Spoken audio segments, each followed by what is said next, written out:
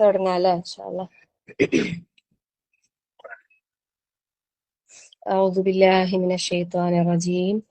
بسم الله الرحمن الرحيم. الحمد لله رب العالمين.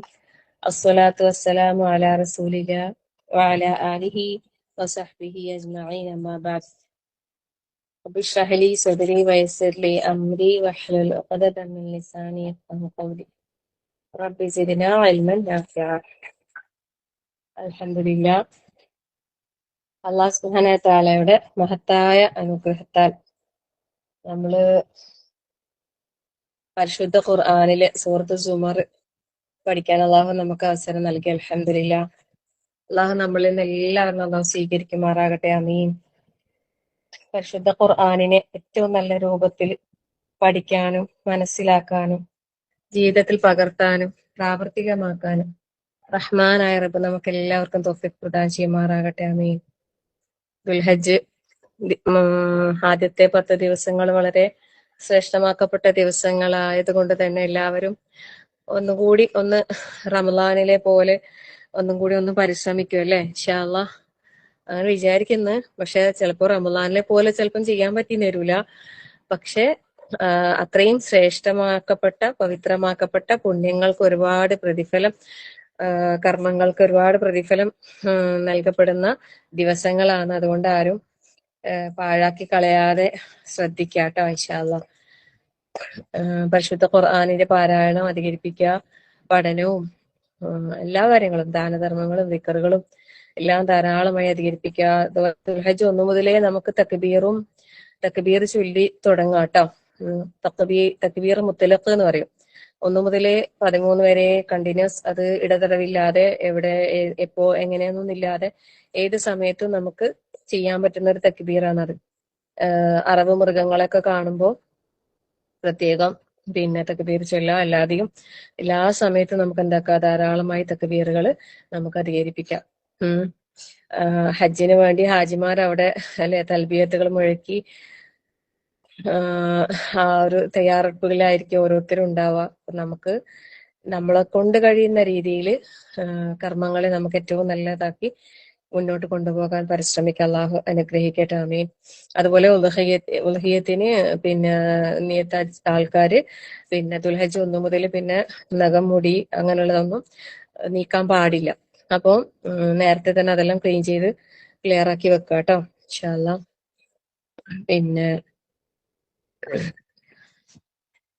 അതുപോലെ നമ്മളെ അബ്ദുസലാം മുഹമ്മദിന്റെ ക്ലാസ്, മൗലവിന്റെ ക്ലാസ് എല്ലാ ദിവസവും ഉണ്ടാകുന്നുണ്ട്. അവിടെ അവര് മക്കത്താണുള്ളത്. അപ്പൊ അവിടെ നിന്നാണ് ക്ലാസ് എടുക്കുന്നത്. അപ്പൊ ആ ഒരു ക്ലാസ് അറ്റൻഡ് ചെയ്യുമ്പോണ്ടല്ലോ ശരിക്കും അവിടെ ഉള്ള ഒരു പ്രതീതി എനിക്ക് അനുഭവപ്പെടുന്നുണ്ട്. എന്താണെന്ന് അറിയില്ല. സുബ്ഹാനല്ലാഹ്. അവിടെ ഉള്ളവരോട് ഇങ്ങനെ ഓരോ കാര്യങ്ങൾ പറയുന്ന കൂടെ കുറെ കാര്യങ്ങൾ പറയുന്നത്. അപ്പം ശരിക്കും പറഞ്ഞാല് പറ്റുന്നവരൊക്കെ അത് കേൾക്കാൻ ശ്രമിക്കുക കേട്ടോ ഇൻഷാ അല്ലാഹ്. ഓരോ ദിവസവും വരുന്നുണ്ട്. മിഷ്കാത്ത് ഗ്രൂപ്പില് ഞാൻ പോസ്റ്റ് ചെയ്യാൻ മറന്നു എന്നിട്ടൊന്നും എനിക്കറിയില്ല. യൂട്യൂബ് ചാനൽ അപ്ലോഡ് സബ്സ്ക്രൈബ് ചെയ്തവർക്കൊക്കെ കിട്ടും എന്തായാലും. അബ്ദുസലാം മോഹത്തിന്റെ സാധാരണ കുത്തുബയും ഇത് ഒക്കെ വരുന്ന അതിലിങ്ങനെ കിട്ടും. അപ്പൊ പറ്റുന്നവരൊക്കെ ക്ലാസ് ഓരോ ആടുന്ന് എടുത്ത ക്ലാസ് റെക്കോർഡ് ചെയ്തിട്ട് യൂട്യൂബിൽ അപ്ലോഡ് ചെയ്യുന്നതാണ്. നോക്കട്ടെ, ഞാൻ നോക്കിയിട്ട് ഒരുവിധം കിട്ടുന്നതിൽ ഞാൻ ഗ്രൂപ്പിലേക്ക് ഷെയർ ചെയ്ത് തരാം ഇൻഷാ അല്ലാഹ്. നല്ല നല്ല ക്ലാസ്സുകൾ ശരിക്കും സുബ്ഹാനല്ലാഹ്. അവരിങ്ങനെ ഓരോ സ്ഥലത്ത് യാത്ര ചെയ്യുമ്പോൾ അവിടെ ചെല്ലുന്നേരം അവിടുത്തെ കാര്യങ്ങള് അങ്ങനെ ഓരോന്നും. ഇപ്പൊ ഇന്നലെ ഉണ്ടായ ക്ലാസ് എന്ന് വെച്ചാല് ശരിക്കും അള്ളാഹു സുബ്ഹാനഹു വ തആലയോടുള്ള ആ ഒരു സ്നേഹത്തിന്റെ ആ ഒരു ഇതാ പറയുന്നത്. ശരിക്കും നമ്മള് റബ്ബിനെ സ്നേഹിക്കുന്നുണ്ടെങ്കിൽ നമ്മൾ എങ്ങനെയായിരിക്കും. ഒരു ഹജ്ജിന് വേണ്ടിയിട്ട് പോയ ആൾക്കാരോട് പറയുന്നതാണെങ്കിലും അത് നമുക്ക് എല്ലാവർക്കും നമ്മളെ ജീവിതത്തിൽ നമുക്ക് ഞാൻ വിചാരിക്കുന്ന ഈ ക്ലാസ്സുകൾ നമുക്ക് കണ്ടിന്യൂസ് ലാസ്റ്റ് ടൈം വരെ 30 ക്ലാസ് എടുക്കുകയും നമുക്ക് കിട്ടുകയും ചെയ്തിട്ടുണ്ടെങ്കിൽ ആ ഒരു ഫീലിംഗ് നമുക്ക് എന്തായാലും കിട്ടും. ഒരു ഹജ്ജിനൊക്കെ പോയി വന്ന ഒരു ഇത് നമുക്ക് അനുഭവിക്കാൻ കഴിയും. അതേപോലെ നമുക്ക് ആകാനും കഴിയും ഇൻഷാ അല്ലാഹ്. അല്ലാഹു തആല അതിനുള്ള തൗഫീഖ് നമുക്ക് നൽകട്ടെ. ആമീൻ. അല്ലെ, നമ്മളെ മനസ്സും ശരീരവും ഒക്കെ പരിശുദ്ധമായിട്ട് ശരിക്കും പോകുന്നതിന് മുമ്പ് തന്നെ എല്ലാം ക്ലിയർ ആക്കണം എന്നാണല്ലോ പറയുന്നത്. അപ്പം പോവാത്തവരും ഈദുൽ ഹജ്ജിന്റെ ശ്രേഷ്ഠതകളും പവിത്രകളും ആഗ്രഹിക്കുന്നവരും എല്ലാരും അതിനു വേണ്ടിയിട്ടുള്ള ഒരുക്കങ്ങൾ, നമ്മള് ശാരീരികമായും മാനസികമായിട്ടുള്ള ഒരുക്കങ്ങൾ, തയ്യാറെടുപ്പുകൾ നടത്താൻ വേണ്ടിയിട്ട് എല്ലാവരും പരിശ്രമിക്കാം. അള്ളാഹു അനുഗ്രഹിക്കട്ടെ. അമീൻ. പിന്നെ വേറൊരു കാര്യം, ഞാന് ക്ലാസ് തുടങ്ങുന്നതിന് മുമ്പ് സൂചിപ്പിക്കാൻ വിചാരിച്ച ഒരു കാര്യം എന്താണെന്നറിയോ? ശരിക്കും ഞാൻ ഇന്നലെ ഒരാളുടെ കാര്യം പറഞ്ഞിട്ടുണ്ടായില്ലേ, അവരിങ്ങനെ ഭയങ്കരമായിട്ട് ബ്ലീഡിങ് ആയി, ഇങ്ങനെ വയറ്റുന്ന ചോര പോകുന്ന ഭയങ്കര വിഷമം, അങ്ങനെ ദുആ ചെയ്യാൻ വേണ്ടിയിട്ട് പറഞ്ഞിട്ടുണ്ടായി. അവരിവിടെ വന്നിട്ടുണ്ടായിന് ഓരോ പെങ്ങള്. അപ്പം അവര് ശരിക്കും എന്താ പറയാ, പണ്ട് ഈ വീട്ടില് പണ്ട് വളരെ കുറെ മുമ്പേ ഇവരുടെ ഉമ്മ ഇവിടെ വീട്ടു ജോലിക്കൊക്കെ വന്ന് ഇവിടെ താമസിച്ചിട്ടുണ്ടാവല്ലോ. ആ മക്കളെല്ലാം ഇവിടെ നിന്ന് താമസിച്ചിട്ട് ഇവിടുത്തെ ഉപ്പ പഠിക്കാനെല്ലാം പറഞ്ഞയക്കുക ആക്കെല്ലാം ചെയ്തിട്ടുണ്ടായിരുന്നു പറയുന്നത്. അങ്ങനെ പണ്ട് മുതലേ ഇങ്ങനെ വീട്ടു ജോലിയെല്ലാം എടുത്തിട്ട് ഭയങ്കര കഷ്ടപ്പാടും പ്രയാസവും അങ്ങനെയൊക്കെ ജീവിച്ച ആൾക്കാരാണേ. അവരെ മോന് വയസ്സായി, അവരെ മക്കളെല്ലാം കല്യാണം കഴിഞ്ഞു. പക്ഷെ ഒരു അങ്ങനെ ഭയങ്കര വല്ലതായ ഒരു അവസ്ഥയിലൊന്നും അല്ല. എന്നാലും അൽഹംദുലില്ലാ സ്വന്തമായിട്ട് വീടൊക്കെ ആയി, മക്കളെല്ലാം ഒരു ഭാഗത്തായി. പക്ഷെ ഇങ്ങനെ ഓരോ രോഗങ്ങളും പരീക്ഷണങ്ങളും ഇങ്ങനെ കണ്ടിന്യൂസ് ഇങ്ങനെ വന്നുകൊണ്ടിരിക്കുന്നു. അപ്പൊ അവരിങ്ങനെ വന്നിട്ട് ഇന്നലെ ഭയങ്കര കരഞ്ഞിങ്ങനെ വർത്താനം പറയുമ്പോ അവർക്ക് ഇങ്ങനെ കരച്ചിൽ വരും.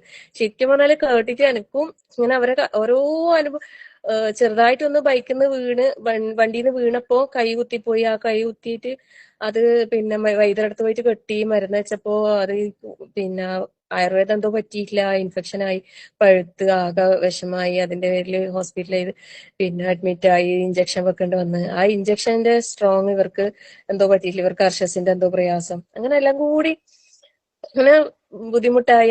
അതിനിപ്പോ ഓപ്പറേഷൻ വേണമെന്നെല്ലാം പറഞ്ഞിട്ട് AKG ഹോസ്പിറ്റലിൽ അഡ്മിറ്റ് ആയിട്ടുള്ളത്. ഓരിങ്ങനെ കരയുന്നു. ഓരോ എത്ര കാലായി ഹസീന നമ്മളെല്ലാം ഇങ്ങനെ കഷ്ടപ്പെടുന്നു, നമുക്കൊരു മാപ്പിളിനെ കൊണ്ടുപോകും, ഒരു സുഖം ഒന്നും ഉണ്ടായിട്ടില്ല, ഭയങ്കര കഷ്ടപ്പാടാണ്, ഭയങ്കര പ്രയാസമാണ്. ഇപ്പം അങ്ങനെ തന്നെ ഇങ്ങനെ ഭയങ്കര സങ്കടത്തോട് പറയുമ്പോ ഞാൻ ആശ്വസിപ്പിച്ച്, പിന്നെ സാരില്ല, പഠിച്ചവന്റെ അടുത്ത് നിങ്ങൾക്ക് അള്ളാഹ് വലിയ ദർജ ഉദ്ദേശിച്ചിട്ടുണ്ടാവും, അതുകൊണ്ടാണ് അങ്ങനെയെന്ന് പറഞ്ഞിട്ട് കുറച്ച് ആശ്വസിപ്പിക്കലും ചെയ്ത്. അതന്നെ മോളെ, പഠിച്ചവന്റെ അടുത്തുള്ള ഇത് തന്നെ ഉള്ളൂ ഒരു സമാധാനം, അള്ളാഹിനെ വിചാരിച്ചിട്ടേ ഉള്ളൂ ഒരു സമാധാനം, വേറെ ഒന്നുമില്ല അങ്ങനെല്ലാം പറഞ്ഞ് പോയി. അപ്പൊ ഞാനിങ്ങനെ മനസ്സിൽ എനിക്ക് ഇതന്നെ ഞാനിങ്ങനെ ചിന്തിക്കാണ്. കാരണം അവരെ എപ്പോഴും ഇങ്ങനെ വിഷമത്തില് പഠിച്ചവനെ ഒരു സമാധാനം, ഒരു ആശ്വാസം നീ കൊടുക്കല്ല. അങ്ങനെ നമ്മളെന്തായാലും പ്രാർത്ഥിച്ചു പോലെ ആ രോഗത്തിന് തന്നെ അള്ളാഹ് ശിഫ കൊടുക്ക റഹ്മാനെ. എത്രയോ കാലമായിട്ട് ഞാനും കാണുന്ന ഇങ്ങനെ വിഷമവും കഷ്ടപ്പാടും തന്നെയാണ് കാണുന്നത്. അപ്പൊ ഞാനിങ്ങനെ കുറെ ദുആ ചെയ്ത് അള്ളഹാനോട് ഇങ്ങനെ ചോദിക്കുന്ന പോലെ ഇങ്ങനെ ചോദിച്ചു പോയി, എന്താ പഠിച്ചോനെ, ഇങ്ങനത്തെ കുറെ ആൾക്കാരെ നമ്മൾ കാണുന്നുണ്ട് നമ്മൾ ചുറ്റിലും. എപ്പോഴും വിഷമവും പ്രയാസവും ദാരിദ്ര്യവും കഷ്ടപ്പാടും പട്ടിണിയും തന്നെയാണല്ലോ റബ്ബേ. കടങ്ങളും വിഷമങ്ങളും തന്നെ, രോഗവും അതിന്റെ കൂടെ ഇങ്ങനത്തെ പ്രയാസങ്ങളും. എന്താണ് ഇങ്ങനെ ചോദിച്ചു പോവില്ലേ നമ്മള്. ശരിക്കും പറഞ്ഞാല് അതിന്റെ ഉത്തരം എനിക്ക് ഇന്ന് രാവിലെ എനിക്ക് അള്ള തന്ന പോലെ സുബ്ഹാനല്ലാഹ്. ഞാനിങ്ങനെ യൂട്യൂബ് എപ്പോഴും നമ്മള് ഒരു ദിവസം രാവിലെ എണീച്ച് കഴിഞ്ഞാൽ ഞാൻ ഒരുപാട് ക്ലാസ്സുകൾ കേൾക്കും. പണിയെടുക്കുന്നതിനിടയിൽ രാവിലത്തെ കിച്ചണിൽ ആയിഷാന്റെ ക്ലാസ് ഉണ്ടാവും. അത് കഴിഞ്ഞാല് ഇങ്ങനെ പണിയെടുക്കുന്നതിനിടയിൽ എന്തായാലും നമ്മള് വെറുതെ അശ്രദ്ധമായി പോകണ്ടെന്ന് വെച്ചിട്ട് യൂട്യൂബിൽ നല്ല നല്ല ക്ലാസ്സുകൾ ഉണ്ടല്ലോ. സലാമോഹത്തിന്റെ ക്ലാസ് കേൾക്കും, ആയിഷാന്റെ ക്ലാസ് കഴിഞ്ഞാൽ സലാമോഹത്തിന്റെ ക്ലാസ് കേൾക്കും. അത് കഴിഞ്ഞാൽ പിന്നെ ഈ യഹ്യ ബിൻ അബ്ദുൽ റസാഖ്, ഷാജിദ് ബിൻ ഷെരീഫ്, ഇങ്ങനെയുള്ള ആളുടെ ക്ലാസ് ഞാൻ കേൾക്കല് കൂടുതലും. അപ്പൊ ഞാനിങ്ങനെ ഓരോ ക്ലാസ്സുകൾ ഇപ്പോ ഈ യൂട്യൂബ് എടുത്തു കഴിഞ്ഞാല് 1 by 1 ആയിട്ട് ഇങ്ങനെ പ്ലേ ആവുമല്ലോ. അപ്പം നമ്മള് നല്ലത് മാത്രം കാണുന്നതുകൊണ്ട് തന്നെ അൽഹംദുലില്ലാ വേറെ ഒന്നും വരൂല. അതിന്റെ ഇടക്ക് കയറിയിട്ട് വേറെ പിന്നെ വേണ്ടാത്ത ഒരു സംഗതി കയറി വരൂല. അൽഹംദുലില്ലാ വലിയ ആശ്വാസം. ലാ ഹൗല വലാ ഖുവത ഇല്ലാ ബില്ലാ. അപ്പൊ ഇങ്ങനെ ക്ലാസ് ഞാനിങ്ങനെ കേൾക്കുമ്പോ ഒരു ക്ലാസ് വന്നത് എന്തെന്നറിയോ, ശരിക്കും ഞാൻ ഇന്നലെ മനസ്സിൽ ഇങ്ങനെ ചിന്തിക്കുകയും ആലോചിക്കുകയും ചെയ്ത കാര്യത്തിന് അള്ളാഹിന്റെ ഭാഗത്തു നിന്നുള്ള ഒരു ഉത്തരം പോലെ. ശരിക്കും അറിയുന്ന കാര്യമാണ്, നമുക്കെല്ലാം അറിയുന്ന വിഷയമാണ്. പക്ഷെ നമ്മുടെ മനസ്സിൽ ചില സമയത്ത് അത് കടന്നു വരൂലല്ലോ. അപ്പൊ അതുപോലത്തെ ഒരു ചോദ്യത്തിന്റെ ഉത്തരം പോലെ. സുബ്ഹാനല്ലാഹ്. എന്താന്ന് വെച്ചാല് പിന്നെ ഈ ദുനിയാവിൽ എപ്പോഴും ഈ ദാരിദ്ര്യത്തിൽ തന്നെ പിന്നെ ജീവിക്കുന്ന ആൾക്കാരെ കുറിച്ചിട്ടാ പറയുന്നത്. എപ്പോഴും ഇങ്ങനെ ദാരിദ്ര്യവും ആ ഒരു പ്രയാസവും ഉള്ള എന്താണ് അതിന്റെ ആ ഒരു പിന്നെ കാരണം എന്നുള്ള പോലെ, അല്ലെങ്കിൽ അതിന്റെ ഒരു ഉത്തരം പോലെ. അപ്പൊ ആ ക്ലാസ്സിൽ ആദ്യം കുറെ പിന്നെ മുമ്പ് പിന്നെ കുറെ കാലം കഷ്ടപ്പാടിലും പ്രയാസം ഉണ്ടായ ആൾക്കാരുടെ ഓരോ കാര്യങ്ങൾ പറഞ്ഞിട്ടാണ് അതിന്റെ ഇത് പറയുന്നത്. വെച്ചാല് അതിന്റെ ക്യാപ്ഷൻ എന്താ വെച്ചാല് ദുനിയാവില് ദാരിദ്ര്യം അനുഭവിച്ചാൽ എന്നാണ്. പക്ഷെ എപ്പോഴും ദാരിദ്ര്യവും കഷ്ടപ്പാടും പ്രയാസവും. അപ്പൊ നമ്മൾ വിചാരിക്കും ഇതെന്താ ഇവർക്ക് ഇങ്ങനെ അല്ലെ? നമ്മള് അൽഹംദുലില്ലാ നമ്മള് നല്ലതായ അവസ്ഥയിൽ ഇങ്ങനെ കഴിയുമ്പോൾ നമ്മൾ വിചാരിക്കും നമ്മൾ കുറെ നന്മകൾ ചെയ്യുന്നതുകൊണ്ട് പിന്നെ പൊതുവേ നമുക്ക് എന്തെങ്കിലും ബുദ്ധിമുട്ട് പ്രയാസം വരുമ്പോൾ നമ്മൾ ചിന്തിക്കുമല്ലോ എന്തോ ഞാൻ ചെയ്ത തെറ്റിന്റെ ഫലമായിട്ടാണ്. അപ്പൊ നമ്മളെന്തോ തെറ്റ് ചെയ്യുമ്പോഴാണ് ബുദ്ധിമുട്ട് വരുന്നതെന്നും നല്ലത് ചെയ്തുകൊണ്ടാ ഇങ്ങനെ നല്ലതായ അവസ്ഥയിൽ നിൽക്കുന്നതെന്നും അങ്ങനെ ഒരു ചിന്ത നമ്മളിലൂടെ കടന്നു പോകാതെ ഇല്ല അല്ലെ? അപ്പൊ പിന്നെ അതിൽ പറയുന്ന കാര്യം എന്ന് വെച്ചാല് അബൂ ഹുറൈറ റളിയല്ലാഹു അൻഹു, നമുക്കറിയില്ലേ അഹ്ലു സുഫ എന്ന് പറയുന്ന ഒരു വിഭാഗം, നമ്മളെ റംലത്തെ ഇൻഷാ അല്ലാഹ് അത് വിശദമായിട്ട് പറഞ്ഞു തരാന്ന് പറയുന്നുണ്ട്. പിന്നെ അഹ്ലു സുഫ എന്ന് പറഞ്ഞാല് മസ്ജിദ് നബവിന്റെ ഓരത്ത് ഇങ്ങനെ അവിടെയുള്ള ആരെങ്കിലും എല്ലാം സഹായിച്ചിട്ട് കഴിഞ്ഞുകൂടുന്ന ഒരു വിഭാഗമാണ്. വളരെ ദാരിദ്ര്യവും കഷ്ടപ്പാടും പ്രയാസമുള്ള ആൾക്കാരാണ് അവര്. അവരെ കുറിച്ചാണ് പറയുന്നത്. ഫസ്റ്റ് അബൂ ഹുറൈറ റളിയല്ലാഹു അൻഹുവിന്റെ ഒരു സംഭവം. അദ്ദേഹം പിന്നെ പലപ്പോഴും മസ്ജിദ് നബവിന്റെ പിന്നെ റസൂൽ സല്ലല്ലാഹു അലൈഹി വസല്ലമന്റെ മിമ്പറിന്റെയും ആയിഷ റളിയല്ലാഹു അൻഹ വീടിന്റെ ഇടയിലുള്ള ആ ഭാഗത്ത് അദ്ദേഹം ബോധരഹിതനായി വീഴാറുണ്ടായിരുന്നു എന്നാ പറയുന്നത്. അപ്പൊ എന്താ കാരണം എന്ന് വെച്ചപ്പോ പട്ടിണിയാണ്. പട്ടിണി, വിശപ്പിന്റെ കാഠിന്യം കൊണ്ട് അങ്ങനെ ബോധം ഇല്ലാണ്ടായി പോകുന്നത്, തിന്നാനൊന്നും ഇല്ലാണ്ട്.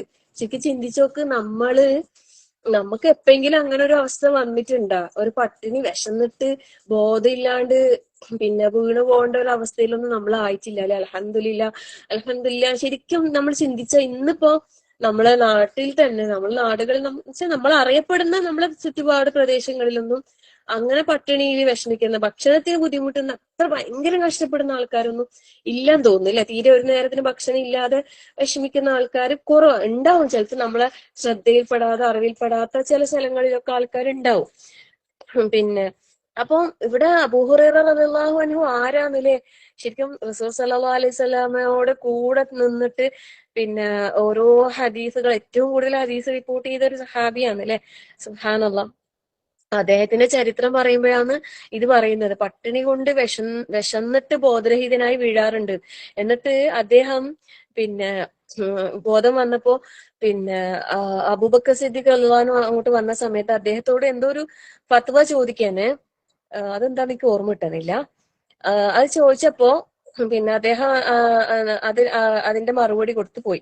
ശരിക്കും പറഞ്ഞാൽ അബൂ ഹുറൈറ റളിയല്ലാഹു അൻഹു പറയുന്നത്, ഞാനത് ചോദിക്കുന്നത് എനിക്ക് അത് അറിയാൻ വേണ്ടിയിട്ടല്ല. എന്റെ ഈ ഒരു ദയനീയ അവസ്ഥ, ഞാൻ ഇത്രയും വിശന്നിട്ട് ഞാൻ ഇത്രയും ക്ഷീണിതനാണ് എന്ന് എന്റെ ശബ്ദത്തിലൂടെ അവർ തിരിച്ചറിഞ്ഞിട്ട് അവരെന്തെങ്കിലും എനിക്ക് തന്നെങ്കിൽ എന്ന് ആഗ്രഹിച്ചിട്ടാണ് പോലും ഇത് പറയുന്നത്. ശരിക്കും ഒന്ന് ആലോചിച്ച് നോക്കിയാട്ടെ. പക്ഷെ എനിക്ക് വിശക്കുന്നു, എനിക്ക് എന്തെങ്കിലും എന്നവർ ചോദിക്കൂല. അത്രയും അത്രമാത്രം ഒരു യാചിച്ചിട്ട് ഒരാളോട് ചോദിച്ചിട്ട് അവര് വാങ്ങി തിന്നൂല. എന്നാ അത്രയും പട്ടിണിയിലാണ് താനും. എന്നാ എന്റെ ഈ ഒരു വിഷമം അവർ അറിഞ്ഞിട്ട് തന്നെങ്കിൽ എന്ന് വിചാരിച്ചിട്ട് അവര് ചോദിക്കുന്നേ. പക്ഷെ അവര് മനസ്സിലാക്കിയില്ല അത്. എന്നിട്ട് പിന്നെ ഉമർ റളിയല്ലാഹു അൻഹു വന്നു പോയി പോലും. അപ്പോഴും ഇതുപോലെ ചോദിച്ച് അദ്ദേഹത്തിനും ഈ അബൂ ഹുറൈറ റളിയല്ലാഹു അൻഹുവിന്റെ വിഷമം മനസ്സിലായിട്ടില്ല. പിന്നീട് കടന്നു വരുന്നത് നമ്മുടെ മുഹമ്മദ് മുസ്തഫ സല്ലല്ലാഹു അലൈഹി വസല്ലം, നമ്മുടെ നബി അല്ലെ, മുഹമ്മദ് നബി സല്ലല്ലാഹു അലൈഹി വസല്ലം കടന്നു വരുമ്പോ അബൂ ഹുറൈറ റളിയല്ലാഹു അൻഹു പറയുന്നത്, അദ്ദേഹത്തിന് ഞാന് പറയാതെ തന്നെ എന്റെ വിശപ്പും എന്റെ പ്രയാസവും എന്റെ മുഖത്തുള്ള ആ ഭാവം എന്റെ ക്ഷീണവും ഒക്കെ റസൂൽ സല്ലല്ലാഹു അലൈഹി വസല്ലം തിരിച്ചറിഞ്ഞ്. അതാണ് നബി അല്ലേ സല്ലല്ലാഹു അലൈഹി വസല്ലം. അപ്പം പിന്നെ നബി സല്ലല്ലാഹു അലൈഹി വസല്ലം അബൂ ഹുറൈറ റളിയല്ലാഹു അൻഹു തന്നെ വീട്ടിലേക്ക് കൂട്ടിക്കൊണ്ടുപോയി. അവിടെ അങ്ങനെ ഒരുപാട് എന്തൊക്കെയോ ഭക്ഷണങ്ങളൊന്നും ഇല്ല. ആകെ ഉണ്ടായിരുന്നത് കുറച്ച് പാല് മാത്രാന്ന് പറയുന്നു. വളരെ കുറച്ച് പാല് അത് കൊടുത്ത് അത് കുടിച്ച് അദ്ദേഹത്തിന്റെ വിശപ്പും ദാഹവും മാറ്റി. ശരിക്കും അതിനുശേഷം വേറെയും കുറേ കാര്യങ്ങൾ ഇങ്ങനെ പറയുന്നുണ്ടേ. വേറെ ഒരുപാട് ചരിത്രങ്ങൾ പറഞ്ഞിട്ട് എന്നിട്ട് പറയുന്ന കാര്യം എന്താന്ന് വെച്ചാല്, റസൂൽ സല്ലല്ലാഹു അലൈഹി വസല്ലം പറഞ്ഞിട്ടുണ്ട് ല്ലേ, ശരിക്കും അള്ളാന്റെ റസൂൽ സല്ലല്ലാഹു അലൈഹി വസല്ലം പോലും അദ്ദേഹത്തിന്റെ വീട്ടിൽ പോലും എത്രയോ ദിവസങ്ങൾ വിറക് അടുപ്പ് പുകയാതെ അല്ലെ വേവിച്ച പാകം ചെയ്ത ഭക്ഷണം കഴിക്കാത്ത ദിവസങ്ങൾ ഉണ്ടായിട്ടുണ്ട് എന്ന് പറയുന്നത്. ഈ ദിവസങ്ങൾ, ഒരു ദിവസമോ 2 ദിവസമോ ഇല്ല, ഒരുപാട് ദിവസങ്ങൾ അങ്ങനെ ഉണ്ടായിട്ടുണ്ട്.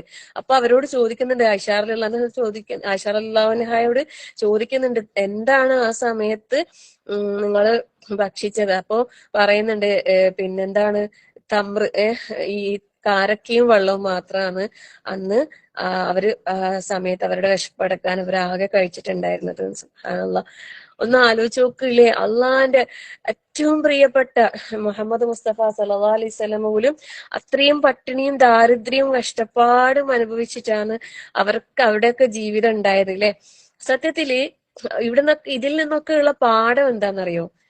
പിന്നെ ഇസ്ലാമില് അള്ളാഹു തആല ആദരിച്ച് ബഹുമാനിച്ച് എന്നുള്ളതിന്റെ തെളിവ് അല്ല എന്ത്, ഒരുപാട് സമ്പത്ത് സൗകര്യങ്ങള്, വലിയ പത്രാസും അങ്ങനെ ഒരുപാട് സാമ്പത്തിക ശേഷി ഉണ്ടാകുക, ദുനിയാവിൽ ഒരുപാട് സൗകര്യങ്ങൾ ഉണ്ടാകുക എന്നുള്ളത് ഒരിക്കലും എന്തല്ല, അള്ളാഹുവിന്റെ അടുക്കൽ നമുക്ക് വലിയ സ്ഥാനമുണ്ട് എന്നുള്ളതിന്റെ അടയാളമൊന്നും അല്ല.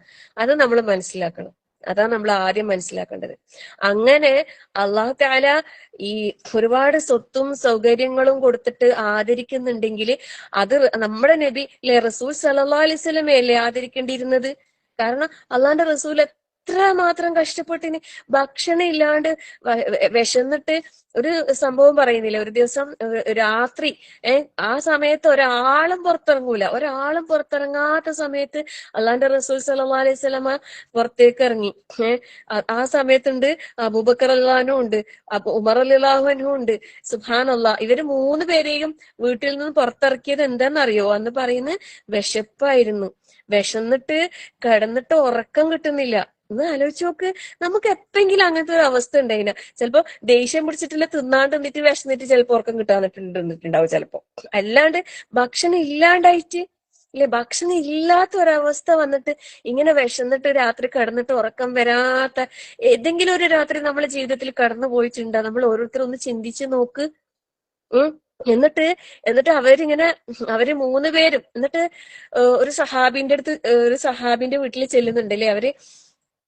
അന്നേരം ആ സ്വഹാബി അവരെ പിന്നെ അദ്ദേഹത്തിന്റെ തോട്ടത്തിലേക്ക് കൂട്ടിക്കൊണ്ടുപോകുന്നുണ്ട്. അദ്ദേഹത്തിന്റെ തോട്ടത്തിൽ കൊണ്ടുപോയിട്ട് നല്ല മധുരമുള്ള ഈത്തപ്പഴവും ആ തോട്ടത്തിൽ വെള്ളമുണ്ട്, നല്ല ഒഴുകുന്ന വെള്ളം, അതും കൊടുത്ത് അവരത് കുടിക്കുകയും അത് ഭക്ഷിക്കുകയും ചെയ്തപ്പോ അവരുടെ വിശപ്പ് അടങ്ങി. എന്നിട്ട് ആ സമയത്ത് റസൂൽ സല്ലല്ലാഹു അലൈഹി വസല്ലം ഒരു ആയത്ത് പാരായണം ചെയ്യുന്നുണ്ട്. സുബ്ഹാനല്ലാഹ്, ഞാനിതൊക്കെ കേട്ടിട്ടില്ലേ. നമ്മളൊക്കെ എത്ര പിന്നെ റബ്ബിന്റെ അടുത്ത് മറുപടി പറയേണ്ടി വരുന്ന ആലോചിച്ച് നോക്ക്. സുമ്മല തുസ്അലുന്ന യൗമഇദിൻ അനിൻ നഈം എന്നാ പറഞ്ഞെ. അത്രയും വിശന്നിട്ട് ഒരു വിശപ്പടക്കാൻ കുറച്ച് ഈത്തപ്പഴവും കുറച്ച് വെള്ളവും കിട്ടിയപ്പോ അതിന് പറയുന്ന അള്ളാഹു നാളെ നിങ്ങളോട് ഈ അനുഗ്രഹത്തെ പറ്റി നാളെ നിങ്ങളോട് ചോദ്യം ചെയ്യപ്പെടുക തന്നെ ചെയ്യും. സുമ്മല തുസ്അലുന്ന യൗമഇദിൻ അനിൻ നഈം. ഒന്ന് ആലോചിച്ച് നോക്ക്, നമ്മൾ ഓരോരുത്തരും എന്തെല്ലാം കാര്യത്തിന് മറുപടി പറയേണ്ടി വരും ഒരു ദിവസം. ഓരോ ദിവസത്തെ നമ്മളെ ഭക്ഷണത്തിന്റെ മെനു ഒന്ന് നോക്ക്. രാവിലെ എണീച്ചാല് ചായന്റെ കൂടെ എന്താ വേണോ? ബേക്കറി കഴിക്കുന്ന ആൾക്കാരുണ്ട്, പലഹാരങ്ങൾ കഴിക്കുന്ന ആൾക്കാരുണ്ട് ഇല്ലേ. എന്തെങ്കിലും എല്ലാം അയച്ച് ചായന്റെ കൂടെ വേണം ഇല്ലേ. അത് കഴിഞ്ഞ് കുറച്ച് കഴിയുമ്പോ നാസ്ത, അത് കഴിഞ്ഞ് പിന്നെ ചിലപ്പോ വീട്ടിൽ തന്നെ ഉള്ളാണെങ്കിൽ ചിലപ്പോ ജ്യൂസ്, പിന്നെ കുറച്ച് കഴിയുമ്പോ വെറും ചോറ് മതിയാ. ഇങ്ങനെ ഒരു ദിവസം നമ്മൾ കഴിക്കുന്ന ഭക്ഷണം ഒന്ന് ആലോചിച്ച് നോക്ക്. നമ്മൾ എത്ര ഇതെല്ലാം ചോദ്യം ചെയ്യപ്പെടുന്ന പറയുന്നത്. ഇതിന്റെ എല്ലാം ചോദ്യത്തിന്റെ എല്ലാം ഉത്തരം കഴിഞ്ഞിട്ട് എപ്പാ അങ്ങ് കിടക്ക അല്ലേ. ഒന്ന് ആലോചിച്ച് നോക്ക്. സുമ്മല തുസ്അലുന്ന യൗമഇദിൻ അനിൻ നഈം എന്നുള്ള ആയത്ത് ഊതിയത് എപ്പോഴാ? ആ ഒരു കേവലം ഒരു ഈത്തപ്പഴവും വെള്ളവും കിട്ടിയതിന്റെ ആ സമയത്ത് റസൂൽ സല്ലല്ലാഹു അലൈഹി വസല്ലമ അബൂബക്കർ റളിയല്ലാഹു അൻഹുവിനെയും ഉമർ റളിയല്ലാഹു അൻഹുവിനെയും ഓർമ്മിപ്പിച്ചത്. സുബ്ഹാനല്ലാഹ്. ഒന്ന് ആലോചിച്ച് നോക്ക്, നമ്മളെ എല്ലാ ദിവസവും സുഭിക്ഷമായി നമ്മൾ ഭക്ഷിച്ചുകൊണ്ടിരിക്കുന്നല്ലേ. നമുക്ക് എന്താ വേണ്ട സെലക്ട് ചെയ്യാനുള്ള ഓപ്ഷൻ ഉണ്ട് അല്ലെ. കുട്ടികൾ തന്നെ പറയും എപ്പോഴും ദോശ, ഇത് ശരിയാവൂല അല്ലേ. എന്റെ ആയിഷ തന്നെ പറയും, ഉമ്മാക്ക് എപ്പോ നോക്കുമ്പോ രാവിലെ ഒരു ദോശ. ഞാൻ പറയും, മോളെ വേഗം പണി തീരുന്നത് അതാ.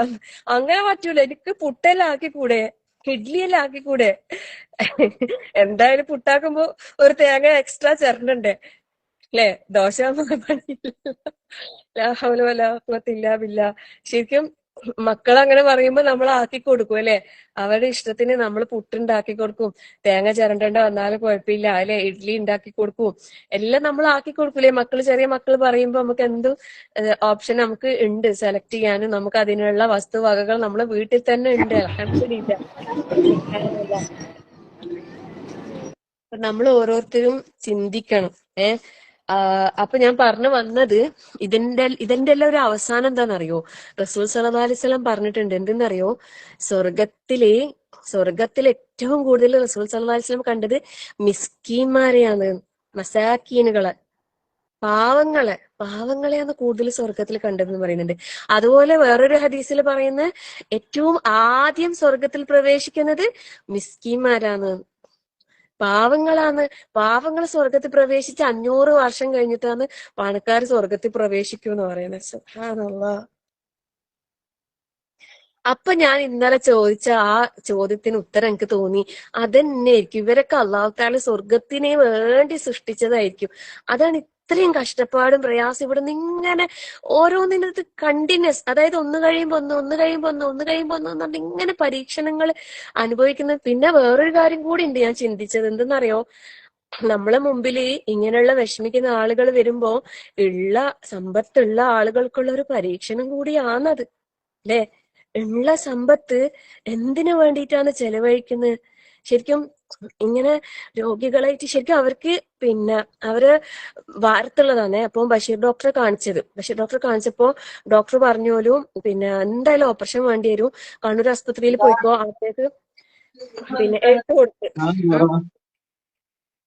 കണ്ണൂർ ആസ്പത്രിയിലേക്ക് ഗവൺമെന്റ് ഹോസ്പിറ്റലാണല്ലോ, അവിടെ ആകുമ്പോ പിന്നെ പൈസ ഇല്ലാണ്ട് പിന്നെ ട്രീറ്റ്മെന്റ് കിട്ടും. അപ്പൊ അതുകൊണ്ട് അവരെ കണ്ണൂർ ആസ്പത്രിയിലേക്കാണ് അയച്ചത്. അവരാണെങ്കിൽ അവർ പറയുന്നത് പിന്നെ എല്ലാ കെട്ടും മുട്ടും എല്ലാം എടുത്ത് എന്തായാലും അഡ്മിറ്റ് ആണെന്നുള്ള ഇതോടെ ഓട്ടോറിക്ഷയും പിടിച്ചിട്ട്, ഓട്ടോറിക്ഷക്ക് തന്നെ ആടുന്ന വിട്ട് പോക്കും വരുത്തെല്ലാം 600 റുപ്യോളം ആകും. അതന്നെ അവരെ കയ്യിൽ ഇല്ല. എന്നിട്ട് പിന്നെ പോയപ്പോഴത്തേക്ക് അവിടെ പോകുമ്പോ ഒരു ബെഡ് വരെ ഒഴിവില്ല പോലും, ഒരു ബെഡ് വരെ ഒഴിവില്ലാണ്ട് അത്രയും ഫുള്ള് ഹോസ്പിറ്റല്, അത്രയും രോഗികളുണ്ട്, ഇങ്ങനെ ഹോസ്പിറ്റലിൽ കിടക്കുന്നു. അവർക്ക് അവിടെ അഡ്മിറ്റ് ആക്കാൻ അവിടെ സ്ഥലം ഇല്ലേറ്റ് അവര് പറഞ്ഞോളൂ നിങ്ങൾ AKG മറ്റും പോയിട്ട് അഡ്മിറ്റ് ആയിക്കും. എന്നിട്ടാണ് അവർ AKG ഹോസ്പിറ്റലിലേക്ക്, അവിടെ കുറച്ച് കുറവാണ്, മറ്റ് വലിയ വലിയ സൂപ്പർ സ്പെഷ്യാലിറ്റി ഹോസ്പിറ്റലിന്റെ അത്ര ബില്ലാകൂല.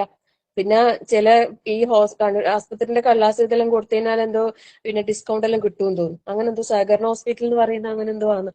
അപ്പൊ ആ ഒരു ഇതിലാണ് അവരവിടെ പോയത്. ശരിക്കും ചിന്തിക്ക്, എത്ര വിഷമിച്ചെന്നറിയോ? 2-3 ദിവസം അവര് ഈ ഒരു വിഷയത്തിന്റെ പേരില് പിന്നെ ഞാനെന്നേരം വിചാരിച്ച്, പഠിച്ചോനെ അല്ല അങ്ങനെ എന്താ പറയാ, നിഷ്കളങ്കന്മാരാണ്, ഒന്നുമില്ല.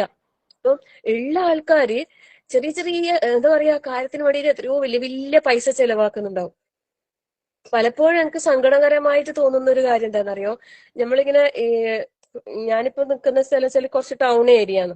ഇവിടെ എല്ലാം ഓരോ വീടുകളില് ചുമരുണ്ടാവില്ല, ഈ മതില് വീടിന്റെ ചുറ്റും ഉണ്ടാകുന്ന ഗടങ്ങ്, അത് പിന്നെ ഉണ്ടാവും. ചില ആൾക്കാരുണ്ടാവും നല്ല വൃത്തി തന്നെ ഉണ്ടാവേ, കുറച്ച് കഴിയുമ്പോ ഉണ്ടാവും അത് പൊളിച്ചിട്ട് ഒന്നും കൂടി നല്ല മൊഞ്ചാക്കിയിട്ട് നല്ല സ്റ്റൈലാക്കിയിട്ട് ഇങ്ങനെ ചെയ്യുന്നുണ്ട്. അപ്പൊ ഞാൻ വിചാരിച്ചു എന്തിനാ അവിടെ അതിന്റെ ഒരു ആവശ്യം തോന്നുന്നില്ല. കാരണം ഒരു വീട്ടിന്റെ മതില് ചുമര് എന്ന് പറയുന്നത് എന്താണ് പിന്നെ ഒരു സുരക്ഷിതത്വത്തിന് വേണ്ടിയിട്ട് അല്ലെ, പുറമേന്ന് അത് കുറെ സ്റ്റൈലാക്കുമ്പോ ശരിക്കും അത് പൊളിച്ച് വീണ്ടും ഉണ്ടാക്കുന്നതിന് ലക്ഷങ്ങൾ എന്തായാലും ചെലവാകും. ഓരോ ആൾക്കാർ ഇങ്ങനത്തെ ഓരോ കാര്യത്തിന് വേണ്ടിയിട്ട് ഇങ്ങനെ ഇതാക്കുമ്പോൾ ഞാൻ അവര് ചിലപ്പം പാവങ്ങളെ സഹായിക്കുന്നുണ്ടാകും, പിന്നെ പാവപ്പെട്ട ആൾക്കാരുടെ ആവശ്യങ്ങൾ ചെയ്തു കൊടുക്കുന്ന ആൾക്കാരൊക്കെ തന്നെ ആയിരിക്കും. എന്നാലും ഞങ്ങൾക്ക് എന്തിനാ, ശരിക്കും ചിന്തിക്കുക, എന്തിനാ ഓരോ വീട് ഓരോ ആൾക്കാർ ഓരോ ഭാഗം പൊളിച്ച് ഇങ്ങനെ ശരിയാക്കുന്നുണ്ടാവും. ആവശ്യത്തിന് ചെയ്യുന്നതിന് കുഴപ്പമില്ല, പക്ഷെ ഒരു സൗകര്യങ്ങൾ ഇങ്ങനെ വർദ്ധിപ്പിക്കാന്നുള്ള നിലക്ക് ഇങ്ങനെ വെറുതെ മുറ്റത്തിന്റെ എല്ലാം ഒക്കെ പൊളിച്ച് മാറ്റുന്നുണ്ടാവും, ഫാഷൻ അനുസരിച്ചിട്ട് ഇങ്ങനെ മാറ്റുന്നുണ്ടാവും അല്ലെ? സുബ്ഹാനല്ലാഹ്. എന്നാ അതിന്റെ ഒരു ചെറിയൊരു അംശം ഒരു ഭാഗത്ത് കിട്ടിയിട്ടുണ്ടെങ്കിൽ ആ വാർപ്പൊന്ന് പൂർത്തിയാക്കുക, ആ വാർപ്പിന്റെ തേപ്പൊന്ന് പൂർത്തിയാക്കുക, ആ നിലത്തൊരു എന്തെങ്കിലും അല്ലെ ഒരു ടൈൽസ് ഇട്ടിട്ട് ആ വീട്ടിൽ കൂടാ, ഇങ്ങനെ വിചാരിക്കുന്ന എത്ര ആൾക്കാരുണ്ടെന്നറിയോ? ശരിക്കും ഓരോരുത്തരും മനസ്സറിഞ്ഞ് ഇങ്ങനെയുള്ള ആൾക്കാരെ കണ്ടെത്തിയിട്ട് ഒരാളെ ഏറ്റെടുത്താൽ തന്നെ ഇങ്ങനത്തെ വിഷമിക്കുന്ന ആൾക്കാർ ഉണ്ടാവൂല. അത്രക്ക് പണക്കാർ ഇഷ്ടം പോലെ ഇല്ലേ? വണ്ടിയും സൗകര്യങ്ങളും മാറ്റി മാറ്റി മാറ്റി ഇങ്ങനെ അല്ലെ, ഓരോ സമയത്ത് പുതിയ പുതിയ വണ്ടി ഇറങ്ങുമ്പോ അതിങ്ങനെ വാങ്ങുന്ന ആൾക്കാരില്ലേ? ഒന്ന് ചിന്തിച്ചിട്ടുണ്ടെങ്കിൽ ഇങ്ങനെയുള്ള ആൾക്കാരുടെ വിഷമങ്ങൾ. ഞാൻ 2-3 ദിവസം മുമ്പ് നമ്മളെ ഗ്രൂപ്പിൽ നിന്ന് സഹായിച്ച് വീട് വെച്ച ഒരു സെബീത്ത എന്ന് പറഞ്ഞിട്ടൊരു പെണ്ണുങ്ങളുണ്ട്. ആ പെണ്ണുങ്ങളെ വീട്ടിൽ പോയിട്ടുണ്ടായിന് കഴിഞ്ഞ ഞായറാഴ്ച. ശരിക്കും എനിക്ക് സങ്കടമായിപ്പോയി, ഭയങ്കര സങ്കടം തോന്നിപ്പോയി. കാരണം വീടിന്റെ പണിയൊന്നും പൂർത്തിയായിട്ടില്ല, എങ്ങനെയെങ്കിലും കൂടിയതാണ്. നമ്മൾ ഇന്നലെ കുറച്ച് സഹായിച്ചു, നമ്മളെ ഗ്രൂപ്പിന് ഏകദേശം ഒരു 1.5 ലക്ഷം റുപ്യോളം സഹായിക്കാൻ പറ്റിയിട്ടുണ്ടായിന് അൽഹംദുലില്ലാ. പക്ഷെ നിലത്തെ പണിയൊന്നും കഴിഞ്ഞിട്ടില്ല. ഏറ്റവും എനിക്ക് സങ്കടം തോന്നി എന്താ വെച്ചാൽ ജനലിന്റെ ഡോറൊന്നും വെച്ചിട്ടില്ല, പ്ലാസ്റ്റിക് ഷീറ്റ് അടിച്ചിട്ടാ ഉള്ളത്. കുട്ടികളുണ്ട്, പെണ്ണുങ്ങളെ മോളുണ്ട്, കുട്ടികളുണ്ട്. വരുമാന മാർഗമൊന്നും ഇല്ല. ഒരു മോള് ഭർത്താവ് മര്യാദയ്ക്ക് എന്താ പറയാ ഒന്നുമില്ല, നോക്കലില്ല, കൊണ്ടു കൊടുക്കില്ല. അതൊരു ഭാഗത്ത് അങ്ങനെ ഭയങ്കര വിഷമം തന്നെ. പക്ഷെ അൽഹംദുലില്ലാ എന്തൊരു സന്തോഷാന്നറിയോ അവരെ മുഖത്ത്. ആ കിട്ടിയതിൽ തന്നെ ഒരു നല്ലൊരു ഡൈനിങ് ടേബിൾ ഇല്ല, കസേര ഇല്ല, 2 സ്റ്റൂളാ ഉള്ളത്. സത്യം ഭയങ്കര സങ്കടം തോന്നിപ്പോയി. കാരണം ഞാൻ ചോദിച്ചു, നിങ്ങളെ വീട്ടിൽ കൂടുമ്പോ നിങ്ങളെ കുടുംബക്കാരോ ആൾക്കാരൊന്നും ആരും തന്നിട്ടില്ല മോളെ, ആരും നമുക്ക് തരാനില്ല, ആരും തന്നിട്ടില്ല. ഇല്ല പഴയ തന്നെ, പഴയ ഒരു ചെറിയ 2 പ്ലാസ്റ്റിക് സ്റ്റൂളാണുള്ളത്. ഇങ്ങനെല്ലാം ജീവിക്കുന്ന ആൾക്കാരുണ്ട്. എന്നിട്ട് ചിന്തിക്കുമ്പോ ഓരോരോ ആൾക്കാര് ചിലപ്പോ മൂലക്കിട്ടിട്ടുണ്ടാവും കസേരയും സ്റ്റൂളലും പുതിയത് വാങ്ങുമ്പോ. ഇങ്ങനെ ഇല്ലാത്ത ആൾക്കാർ എത്രയോ ഉണ്ട് വിഷമിക്കുന്ന. ശരിക്കും ഇതെല്ലാം നമ്മളെ മുമ്പിൽ ചോദ്യചിഹ്നങ്ങളാണ്. ഇതുപോലെ ഒരുപാട് കേസുകളുണ്ട്, ഒരുപാട് വിഷമിക്കും. നമ്മൾ ഈ ചാരിറ്റി സദക്കാ ഗ്രൂപ്പ് ഇതിലൂടെ ഇങ്ങനെ ഓരോന്ന് ചെയ്യുന്നോണ്ട് ഓരോ ആൾക്കാരുടെ വിഷമം നമ്മൾ അറിയുമ്പോൾ ശരിക്കും ഇങ്ങനെ ഓരോ സ്ഥലത്ത് നമ്മൾ പോയിട്ട് അവരെ കാണുമ്പോ ഇല്ലേ ഭയങ്കര നമ്മൾ എത്രയോ വലിയ അനുഗ്രഹത്തിലാണ് നമ്മളുള്ളത്. നമ്മൾ ചെറിയ അനുഗ്രഹം ഒന്നല്ല, നമ്മളെ റബ്ബിന് ശുക്ർ ചെയ്ത് മതിയാകൂല. നമ്മൾ എത്രയോ വലിയ അനുഗ്രഹം. നമ്മളോട് ഇതിനെ പറ്റിട്ട് ചോദിക്കൂലേ?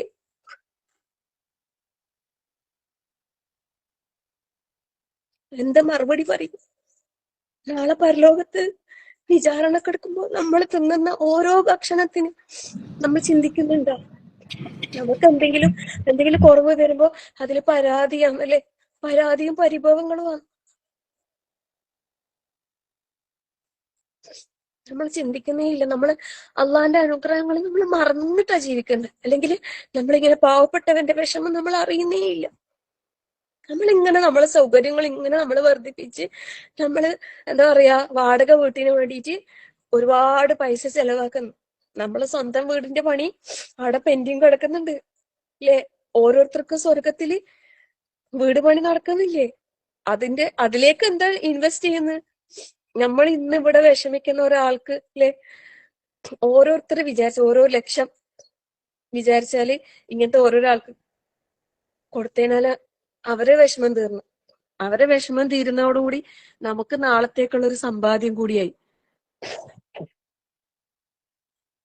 അങ്ങനെയുള്ള ഒരുപാട് ഒരുപാട് പ്രയാസപ്പെടുന്നു. പക്ഷെ ഞാൻ മനസ്സിലാക്കുന്നത് ഇവരൊക്കെ അല്ലാഹു തആല സ്വർഗത്തിന് വേണ്ടിയിട്ട്, സ്വർഗത്തിൽ ആദ്യം പ്രവേശിപ്പിക്കാൻ വേണ്ടിയിട്ട് അവരെ സന്തോഷിപ്പിക്കുമായിരിക്കും അവിടെ വെച്ചിട്ടല്ല. ഇവിടെ നിന്ന് ഇങ്ങനെ കഷ്ടപ്പാടും പ്രയാസവും കരച്ചിലും ബുദ്ധിമുട്ടും ഒക്കെ ആണെങ്കിലും ഞാൻ വിചാരിക്കുന്ന അവരൊക്കെ അവിടെ നിന്ന് ആഹ്ലാദിക്കുന്നുണ്ടാവും, ഉല്ലസിക്കുന്നുണ്ടാവും, ആനന്ദിക്കുന്നുണ്ടാവും. അന്നേരം ഒരുപക്ഷെ അത് നോക്കി നമ്മൾ പക്ഷെ വിലപിക്കുന്നുണ്ടാവും ഇല്ലേ? അള്ളാഹു അങ്ങനെയുള്ള അവസ്ഥയിലാക്കാതിരിക്കട്ടെ. റസൂൽ സല്ലല്ലാഹു അലൈഹി വസല്ലമ എന്താ പ്രാർത്ഥിച്ചേ? അല്ലാഹുമ്മ അഹീന മിസ്കീന വാമിത്തിന മിസ്കീൻ അല്ലെ, മിസ്കീനായി ജീവിപ്പിച്ച് മിസ്കീനായി മരിപ്പിക്കണേ. നമ്മൾ അങ്ങനെ പ്രാർത്ഥിക്കേ ചെയ്യില്ല അല്ലെ? ഒരിക്കലും പ്രാർത്ഥിക്കൂല, ആരും പ്രാർത്ഥിക്കില്ല. അത് പ്രാർത്ഥിക്കാരെങ്കിലും മിസ്കീനായി ജീവിപ്പിച്ച് മിസ്കീനായി മരിപ്പിക്കണേന്ന്. ആകെ റസൂൽ സല്ലല്ലാഹു അലൈഹി വസല്ലമയുടെ ഒരു പ്രാർത്ഥനയിൽ പ്രാർത്ഥിക്കാത്തൊരു പ്രാർത്ഥന ചിലപ്പോ അതായിരിക്കും ഉണ്ടാകും, നമ്മൾ ആരും പ്രാർത്ഥിക്കാത്തത്. എന്തായാലും നമ്മളുള്ളതിൽ അള്ളാഹുവെ ഹൈറ് തരണേ, ബർക്കത്ത് തരണേ എന്നല്ലേ പ്രാർത്ഥിക്കൂലേ? അത് സ്വാഭാവികമായിട്ടും മനുഷ്യൻ അങ്ങനെ തന്നെ ഉണ്ടാവും. ഉള്ളതിൽ തൃപ്തിപ്പെട്ട് ജീവിക്കാം. ശരിക്കും പറഞ്ഞാല് മിസ്കിൻ എന്ന് പറഞ്ഞാൽ ആരാ? മിസ്കിൻ എന്ന് പറഞ്ഞാല് ഇങ്ങനെ ചോദിച്ചു നടക്കുന്ന ആളുകളല്ല. അവര് ഫക്കീർ, ഒരു വരുമാന മാർഗം ഇല്ലാത്ത ആളാണ് ഫക്കീർ. ജീവിത മാർഗം ഒന്നും ഇല്ലാത്ത ആള്, അങ്ങനെയുള്ളവര് ഫക്കീർ.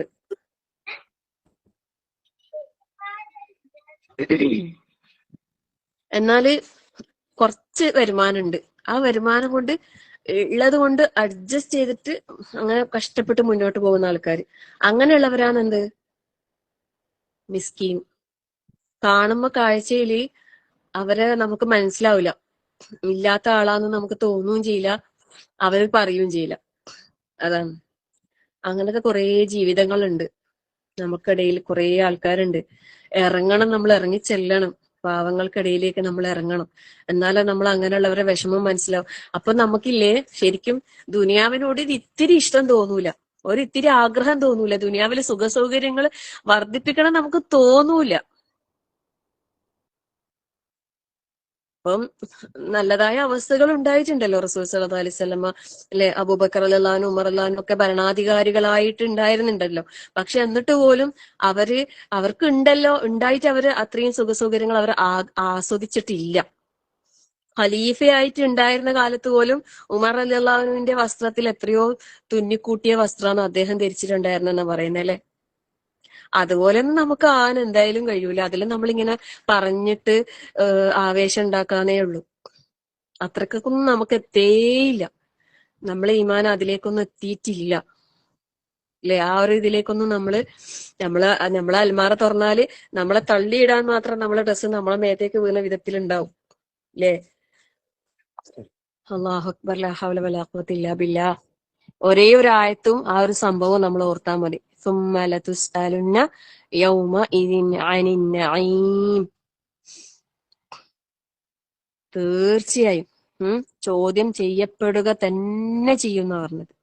അന്നത്തെ ദിവസം നിങ്ങൾക്ക് നൽകപ്പെട്ട അനുഗ്രഹങ്ങളെ കുറിച്ച് ഓരോ ദിവസവും അള്ളാഹിനോട് ശുക്ർ പറഞ്ഞുകൊണ്ടേയിരിക്കാം. അള്ളാഹു തആലക്ക് ശുക്ർ ചെയ്യുന്ന നന്ദിയുള്ള അടിമകളായി അള്ളാഹു തആല നമ്മളെല്ലാവരെയും ഈ ദുനിയാവിൽ ജീവിച്ച് മരിക്കാൻ അള്ളാഹു തൗഫീഖ് നൽകട്ടെ. ആമീൻ. ഞാൻ ഇത്രയൊന്നും പറയണം വിചാരിച്ചിട്ടുണ്ടായിട്ടില്ല, സാന്ദർഭികമായിട്ട് ഇങ്ങനെ പറഞ്ഞു പോയതാണ്. ഈ റെക്കോർഡിംഗ് സ്റ്റോപ്പ് ചെയ്തിട്ട് അടുത്ത റെക്കോർഡ് ചെയ്തു നസീറ. നമുക്ക് സൂറത്തുൽ സുമർ എടുക്കാം ഇൻഷാ അല്ലാഹ്.